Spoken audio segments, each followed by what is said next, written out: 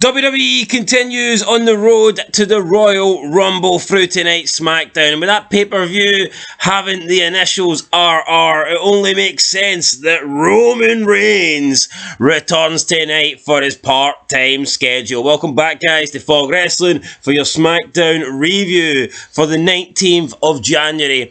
2024, and it's bad enough Roman Reigns having a part-time schedule, but I can almost accept that. What I can't accept is when he actually turns up and he puts in basically part-time effort. I mean, he shows up, but you barely see him, he barely contributes. The main event scene wouldn't have been any worse without Roman Reigns tonight. Like, what is the point? He just shows up and then he gives a list of demands to the Bloodline, tells Paul Heyman to fix it, tells Solo Sikoa to fix it, tells Jimmy Uso to fix it. Why doesn't Roman Reigns fucking fix himself? Maybe fix SmackDown as well and fix the world title picture while he's at it and just give up the belt and do us all a favour and fuck off home. Yep, why can't he do that? Nick Aldis did threaten to fake the title before we got there, with the three opponents signing on the dotted line.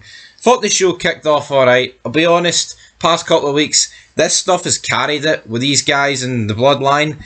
The difference in quality between these 6 or 7 or 8 and the rest of the show, it's night and day. It's actually scary, and that's not me saying these guys are the greatest thing of all time, but SmackDown used to be consistently good. Like, actual, like, you know, you'd Brock, you'd Cena, more people on, like Rollins and Edge. What's happened since then? I don't know. SmackDown is like, you've got a packed lunch, and there's 6 sandwiches in the packed lunch, and the first one's a jam sandwich, and you kind of like jam. And they were fire shite. Yeah, so you eat the jam sandwich, but the problem is, once you eat that one jam sandwich, you're left with 5 sandwiches that have just had shite spread, basically plastered all over it, and they're just not enjoyable, and it makes you only want to watch one sandwich. I mean, it makes you only want to eat one sandwich, but the problem is, you don't know if the rest of the sandwiches are covered in shite, or there might be a second jam sandwich that's going to appear later through the packed lunch. Anyway, this analogy is going nowhere, so let's get into the show. Just like wrestling.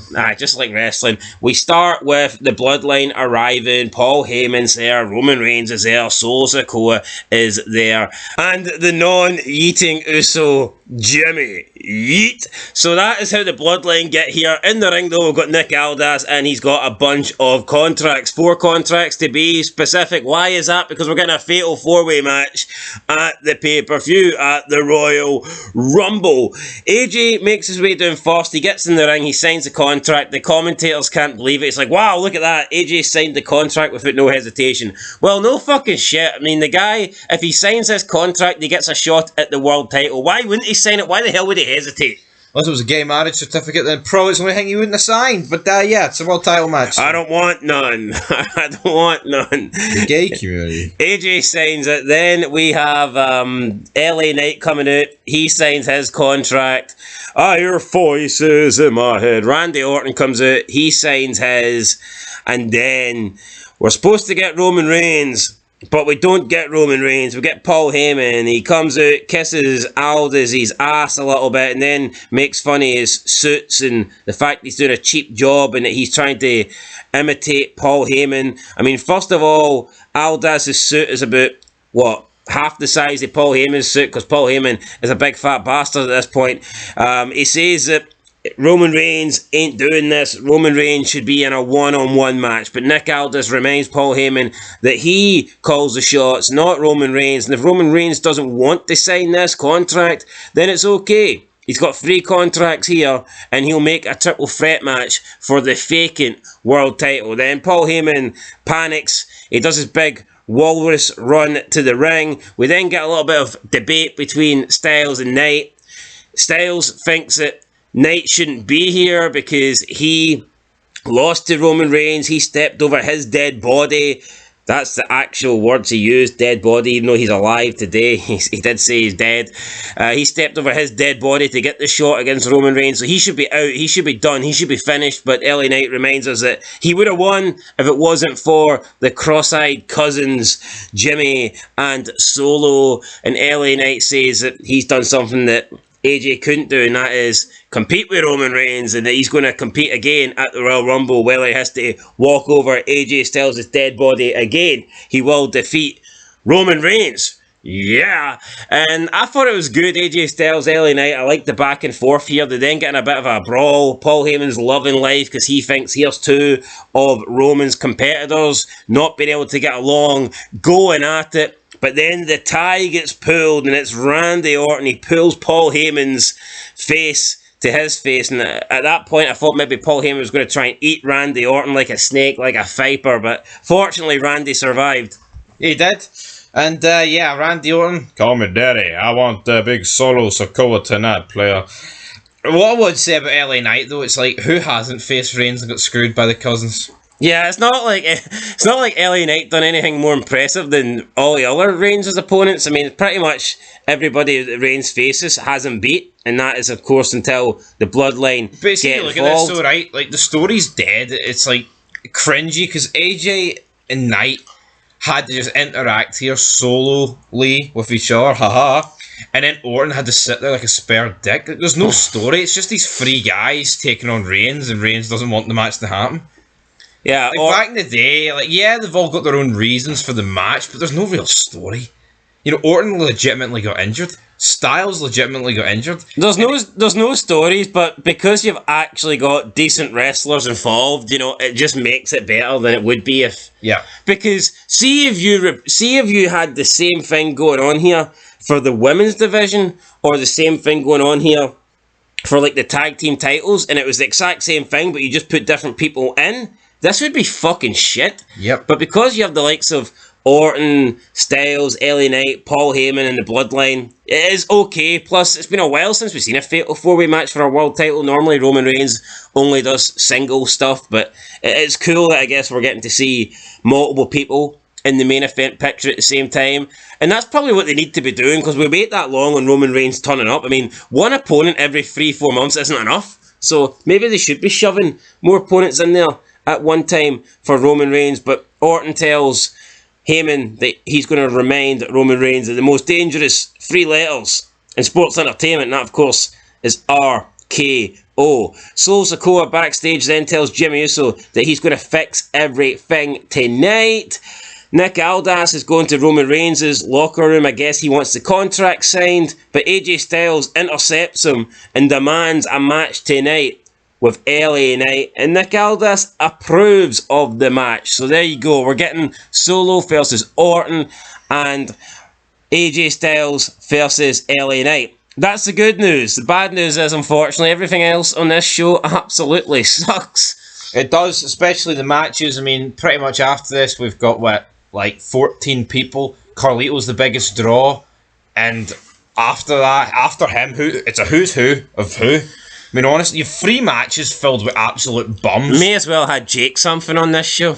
Yeah, no, that's the thing. Like, we buried TNA, say, it's nowhere near the other two, but see, for the large part of things, the rest of the rosters are filled with fucking nobodies. Like, it may as well be people for TNA. I said a couple of weeks ago, it was Angel Garza and Humberto Carrillo taking on the two guys for the LWO. And I literally said, look, you could switch these two around. You could put Garza and Carrillo in the LWO and absolutely nothing would change. And if you look at what's happened, they've actually done that. They've switched out the teams, and now they've got Garza and Humberto Carrillo essentially taking the LWO's place, but in the form of Legado del Fantasma. So they're now with Santos Escobar, and it's just 2 Mexicans being traded for another 2 Mexicans, and it's crazy that you could literally just swap these tag teams and absolutely nothing changes. Yep. And I mean, look at the difference between you had the Attitude Era. I can't think of a single team in the Attitude Era that was similar. You've Edge and Christian, the Dudleys, the Hardys, the APA, Too Cool. I'm thinking of and they were all different. They were all different. All clearly different, but you've got these 2 sets of Mexican tag teams, and like nothing actually changes. You can switch them around, and it's the same damn thing. So we get the match. Selena Vega again coming out. I don't know if she was cosplaying, but she was wearing this extremely short skirt that Jerry the King Lawler would be proud of. He would have been. Now I wasn't proud of the match, though. It was weird, though. She gets in the ring, and like normally back in the day, Stacey Keebler got in the ring, the cameraman would be getting the best shot possible, and Jerry the King Lawler would be loving life. But I mean, Selena Vega comes down and she tries to get in the ring without like showing off her ass or whatever, and it's like, well, why the fuck are you wearing that? Like, you can't have it both ways. Like, why not just wear something a bit more respectable or wear something a bit longer? I don't get this. Why have her come out barely wearing anything, pretty much showing off a lot of skin, but then not going with that angle? Doesn't make any sense. It would be like having Chris Masters on steroids at the peak of his career. The juices are flowing, but they don't go with he's a strong man character. Oh, look, Chris Masters, he spent 10 years on steroids, but he actually can't lift any weights. He's weak. He's not strong. Do you know what I mean? Like, why did they do that? Too long though, the grass, and these 6 can fuck off and mow it, because honestly, this did nothing for me, man. This, Carlito loses, and it's like, he's the only guy. He's the only guy worth a shit, and he lost the match. But don't worry, because they announced Carlito versus Santos Escobar next week, so get excited. Well, you know what, right? Oh, Scooby-Doo, I guess that's racist as well, isn't it?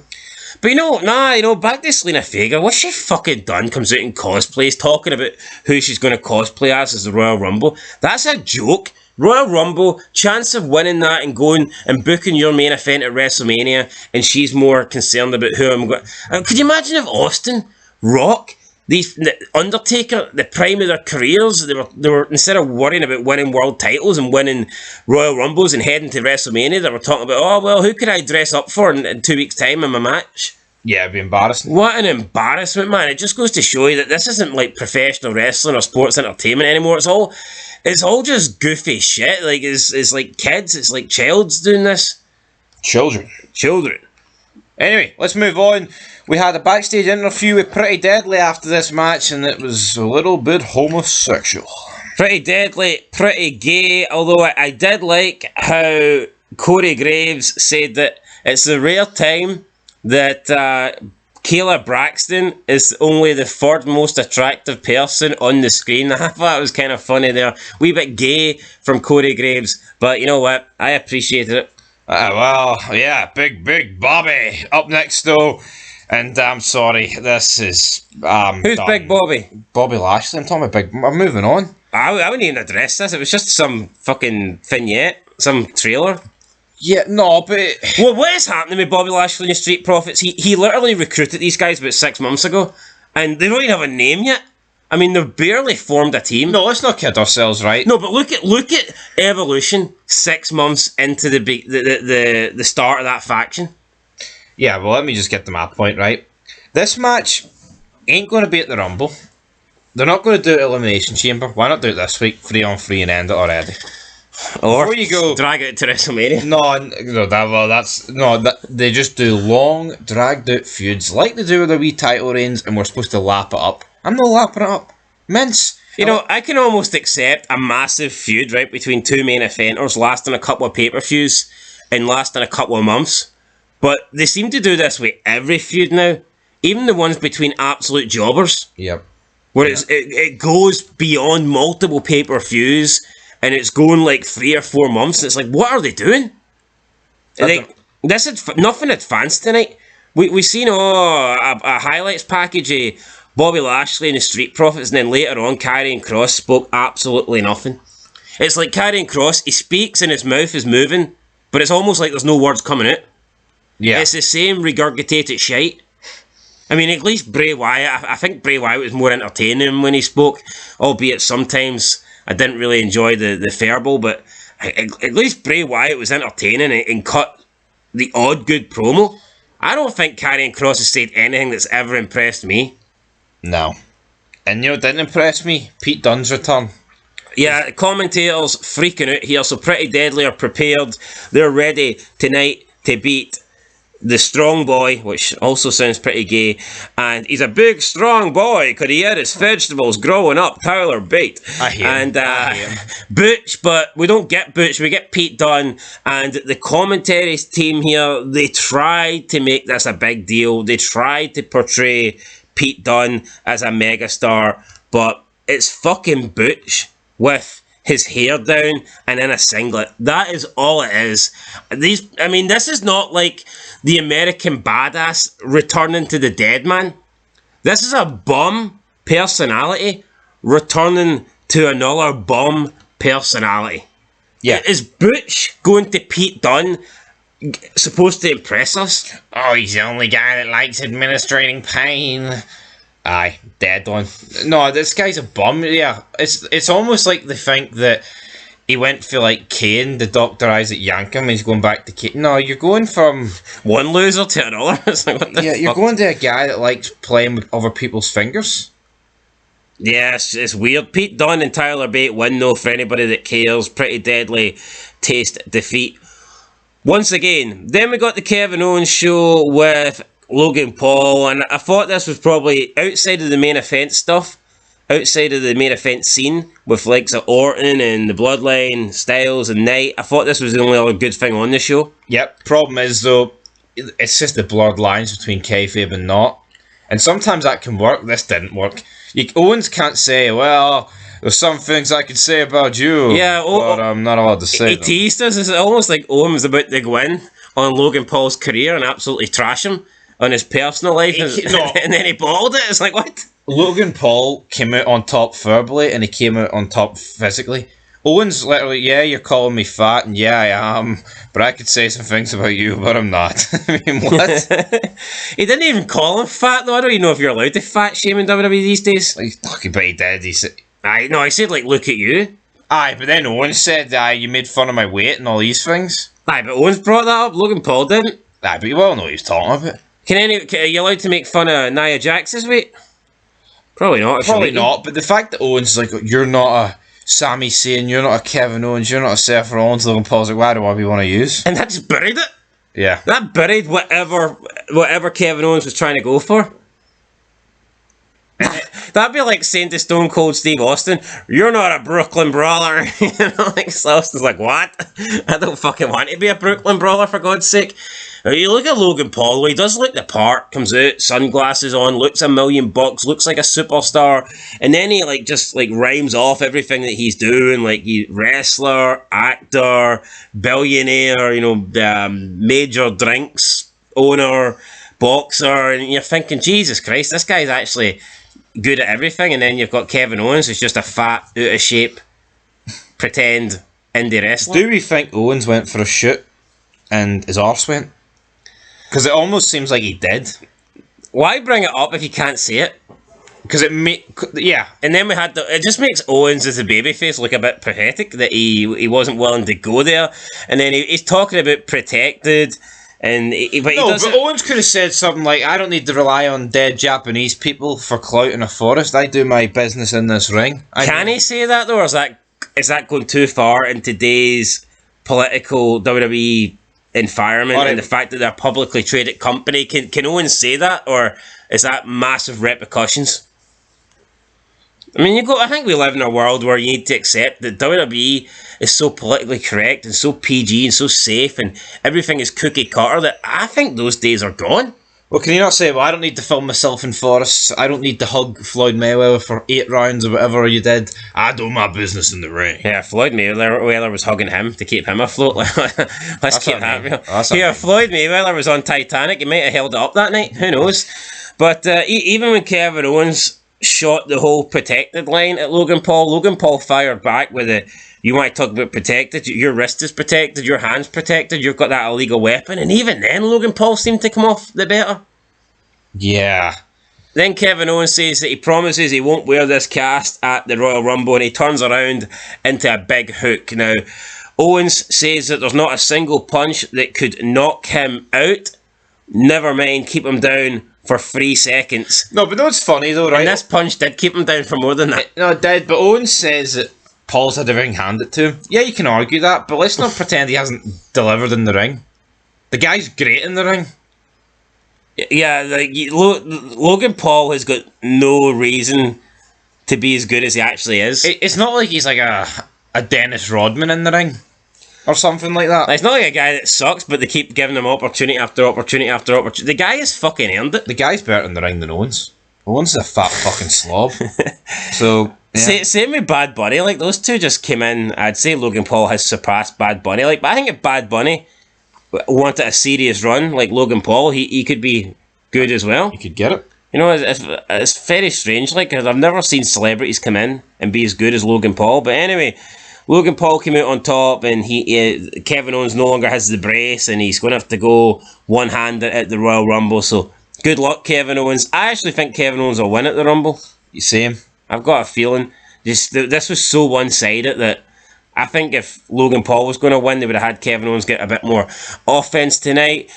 We see Roman Reigns whining inside the Bloodline locker room. No yeet. He's pretty much bullying Jimmy and asking Jimmy for the answers and asking Jimmy why there's two of them, but they're sending the wise man when there's only one of him to do the job.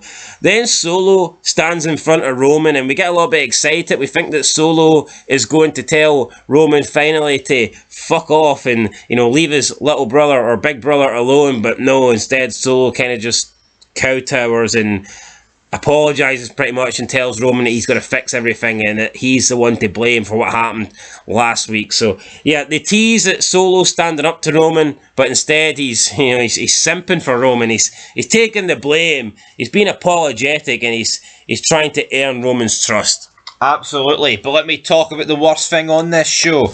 This entire segment. Katana Chance, Kaden Carter versus the Unholy Union. For the WWE Women's Tag Title. Now the match, throwaway match, do not care about it in the slightest, but the commentary team, like I said, see on SmackDown, they just fire all the women into the one segment and hope it sticks. Well, I think that's good, because you really want them on multiple segments. No, I don't. Yeah, right, I get that point. I don't. Of course I don't. And I tell you what, when was the last time WWE actually did this? Because if you look, WWE, they try and make it as 50-50 as possible. No, they do it on SmackDown every week. But see on maybe it's just a new thing and I haven't really picked up on it yet, but this is very strange that the women are literally one and done. And maybe it's because they don't have Bianca Belair and Charlotte Flair, so they're like, right, you know what, we don't really trust all these Japanese women to go on their own and, and cut promos or whatnot. But they literally did just force all the women into the one segment tonight. Yep, you've got Bayley, the only one that can speak English. Well, I think Dakota Kai can speak English, but she's obviously not very good at it. Bayley is only the ever one that does commentary, or only the one that ever really does any sort of mic work. And you've just got the three Japanese women just dancing at ringside, and it's like, what the fuck is this? Yep, you've got the Kabuki Warriors going in with the belts after the match. Tag champions have retained. They're dancing, then they take the belts off. They're dancing with the belts, and then they get like down on one knee as if they're going to go for a proproposal. Yeah, but then it was like a generic, challenge sort of in the ring. It's just fucking cringe. Like, what do you call them two? The Katana Chance and Kate and Carr just lift the belts, and then they're going, yeah, you want it? And then Billy's like, looks like Damage Control's got a title match. And that's it. That is it. All you have to do to earn a title match these days is grab the champion's belts, get in the ring, do a shitty little dance, hand the belts over, and voila, you get a title shot. Makes you wonder why Cody Rhodes is even entering the Royal Rumble to finish his story. Why doesn't he just come to SmackDown, grab Roman Reigns' belt after Orton lays him out with an RKO, do a little gay dance like Goldust would do, or the son of the plumber, Dusty Rhodes, and then, just give the belt back to Roman and Roman will gift him a title shot? Yeah, no, but see as bad as the booking is here, it's the enthusiasm. It was just fucking dead. Bayley on commentary, these ones in the ring, like, doing a half-assed dance, lifting belts. It was one of the worst things I've ever seen. And I mean that. This ain't some indie... This is fucking SmackDown. This is supposed to be the flagship show these days. Fox, what was this? This didn't belong on bloody... I don't even know. Dakota Kai is like a spare part in this faction. Doesn't do anything. I mean, the only thing she's got to offer would be if Bayley's voice box goes, or Bayley's tongue gets cut out, then she can step in, I guess, as the only other English speaker. So that's the only thing Dakota Kai's got good going for her. Io Sky's arguably got one of the worst championship runs I can remember. I mean, I can't think of a worse one in recent years. So failed to prepare to fail. These people don't know what acting is. The other one, what's her name? The one that came back, the Pirate Warrior. Kairi Sane. People were putting her in the same bracket. Her return to WWE in the same bracket as CM Punk and John Cena. And Randy Orton, and I'm thinking, really, what the fuck? She's came back, she's done nothing. She was supposed to have gone for 3 years and enhanced her career, and she's literally just in the exact same spot that she was when WWE Raw was going through the COVID years. You remember, it was her and Asuka, and they had the belts, they were a whole Kabuki Warrior. She's not advanced past that. She's literally left. 3 years later, comes back and goes into the exact same spot, but without the belts, lower down the card. You've got Asuka now, who 40 years old, 42 years old, just looks old, isn't interested anymore, just dances like some Japanese grandma. Is that supposed to impress us?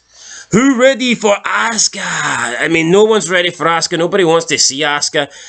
I think Asuka's done. Well, what is the point of Asuka anymore?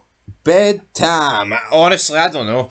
And I know a lot of our subscribers like Asuka, right? And that is fair enough. But how can you like this version of Asuka? No, people say it's disrespectful. I couldn't give a fuck about Asuka. Legacy and WWE is dead. What, a couple of meaningless title runs? Oh, I bet I missed. Awful matches against Charlotte Flair. Alright, but at least her heel stuff, when she's a serious heel, is better than this. It's better than this, but this is just awkward. To me, Asuka's a... No, I don't get it. No, Asuka's a jobber to me. Why is like a I don't know what age she is, like 44. 44-year-old Asuka just dancing like as if just this fucking weird goofy dancing. This is supposed to be like a serious character, a deadly character, and she's just doing this dumb fucking dancing in the ring and on commentary. Let's talk about a serious character. Pat Patterson, tribute to him. It's his birthday today, of course. Created the Royal Rumble better than anything anyone else in this show's ever done. So. I actually thought he'd passed away, but they wished him happy birthday in like a present tense. Ah, but he is dead. Is it 100%? The late great. So he is. It's over. Alright, rest in peace, Pat Patterson. You know what? I mean, the guy might never have won the world title, but you can argue that his creation, his idea for the Royal Rumble, I mean, that must be worth a fake title, surely. Leave the memories alone. Leave the boys alone. Anyway, the OC then tell AJ Styles that they still have his back. Styles says nothing in return and walks away, and I mean, can you blame Styles? I hate these bastards. Would you want the OC to have your back? No. The OC can say they've got his back, but where have they been? Where have they been? Nowhere. Look at when Styles has been outnumbered by the Bloodline. Where have the OC been? If the OC truly did have AJ Styles' back, then the Bloodline would be screwed. Could you imagine how worse it would be if these guys were in it? No, that's true, actually. Right, anyway, I say the Bloodline would be screwed. One Superman punched each of them and they'd be fucking knocked out for 2 weeks, so it's like... out the window. We then get the final testament vignette. Aye, moving on. With Karrion Kross. Anything to say here? The scales have ran out. Carmelo Hayes is up next. You know what? You've got Carmelo Hayes here in Austin Theory. They kind of break kayfabe and actually talk about how last week was an injury and it fucked up. It was an accident. Yeah, it's like you tried to end my career, not as... But what I think there's just better ways of going around this. It was a scary moment. I think at least this isn't as bad as Big Scott D'Amore on T. This is professional wrestling, but come on. But why can't it just be as simple as, you know, the referee called off and I was still ready to go? Yeah, that's what it would have been. Back in the day, it would have been Austin Theory, the heel, would have been like, Carmelo Hayes got lucky the referee stopped that match. Yep. I was about to put him to bed or put him to sleep or something like that, but they actually address it as if it was real. Well, we know it was real, but they actually address it like, oh, it was a botch. And I mean, that's how bad it is. They're addressing botches now. Yeah, it's bad. But you know what, right? They're going to fight next week. Hopefully, they both don't die. Aye. I think they're alright workers, you know. It was just a mistake. I mean, it happens to everybody. Fourth match, AJ Styles versus LA Knight. We don't really get a proper match, though, because the Bloodline come down. Solo Sikoa hits a Samoan spike on both guys. Then he claims 2 men down, 1 to go, and he calls out Randy Orton. And he's saying this as if he's, like, solved the problem. He's taking care of Roman Reigns' fatal 4-way dilemma. He's hit his finisher move, right? Both of these guys will be back up in a couple of minutes. Yeah. How is it 2 down, 1 to go? 2 down, 1 to go would be if he snapped both their legs and they couldn't compete at the Royal Rumble. And the only man left that could pose a threat to Roman Reigns was Randy Orton. That would be 2 down, 1 to go. Simply hitting a finishing move on someone is not taking them down, taking them out the equation. How does this fix Roman Reigns' problem? It doesn't. One finisher move and it's garbage though. Solo's getting worse every week. I mean, this guy looked pretty much unbeatable. I think up until he defeated Cena, he had maybe 2 defeats in his entire WWE career. Maybe 1. Cody Rhodes. I know Cody Rhodes beat him and he might have possibly lost to somebody else, but they protected him, they built him strong, but since he beat Cena, he's just been taking defeat after defeat after defeat every match for Roman Reigns.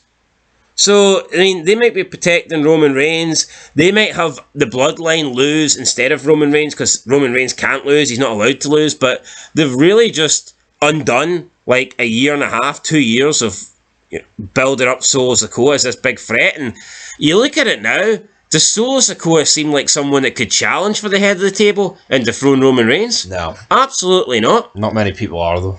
Whereas you could argue 6 months ago, He could have. or a year ago, that potentially he could have been the guy. Orton comes out, we get the main event match, Orton versus Solo Sikoa. We had Jimmy come out, we had Orton, we had AJ come out, we had LA Knight come out, Superman punch, Roman Reigns comes out, everybody came out, it was like a big brawl at the end. Orton ends up winning, he hits the RKO on Solo after Solo was going for the Samoan Spike. Roman Reigns hits a Superman punch on Orton, he then takes out AJ, he takes out LA Knight. It looks like he's going for another Superman punch, or at least a spear on Orton. I think it was a spear, but Orton doesn't matter, he counters it into the RKO, and I guess he delivered his promise to deliver the most free destructive letters in WWE, and then he got the contract that Roman Reigns signed after all three guys were down and out, and he basically shoved it in Roman Reigns' face, and he was like, eat this, while Roman Reigns is just like laid out there unconscious in the middle of Definitely the ring. feels more like Orton against Reigns. The other two just wung in there. And I felt like this ever since Orton returned at War Games, and they were building this feud one-on-one. See, when Solo Sikoa says that's 2 down, 1 to go, like, why didn't they actually, if they wanted to do a one-on-one match, they could have legitimately wrote AJ and LA Knight out, and I don't think that would have been bad. I would rather see the Fatal 4-Way, but at least that would make sense. But he didn't take anybody out. But that's how it goes off the air. Orton looking strong, which means, Reigns is winning anyway. There's no point even. Yeah, it doesn't matter how this show ends, right? We know how the Royal Reigns Rumbles could have ended. got shot in the head here, and I think he still would have won. The tribal chief just doesn't die. The only person that can dethrone Roman Reigns at the moment looks like The Rock. And I think we're getting further and further away from The Rock coming back. Goldust crying on Twitter. The Rock should be taking my brother's opportunity. It's Cody's time. He's built the company. He's the face. Maybe if your son didn't cut his dick off Goldust, it could have been fucking him in there against Roman Reigns, huh? Ever think about that? Cody Rhodes is the face because there's nobody else on Raw. All it takes is The Rock to come back. All it takes is CM Punk to come back, and automatically Cody Rhodes. If they do a triple threat match with Cody Rhodes, The Rock, and Reigns, you will never see someone stick out more like a sore thumb than Cody Rhodes.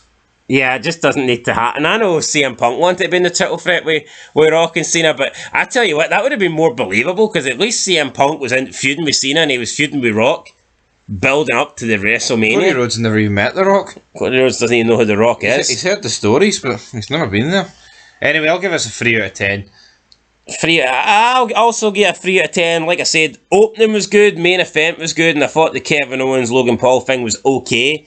Other than that, though, it was full of trash, and I think that's what we're kind of used to expecting now for SmackDown. SmackDown, like 3 years ago, was solid. There was majority of the show was actually decent, but now you're looking at it and you're maybe getting like 1 or 2 good things if you're lucky, and then unfortunately the rest is filled with trash. You've got Damage Control, LWO, bunch of Mexican guys, Karrion Kross not interesting, Bobby Lashley and his crew not interesting, just too much uninteresting stuff. Don't worry though, we're peaked done. With 3 matches, in the first 3 matches, 14, Carlito's the biggest draw. After that, it's probably between Asuka and who? I mean, honestly.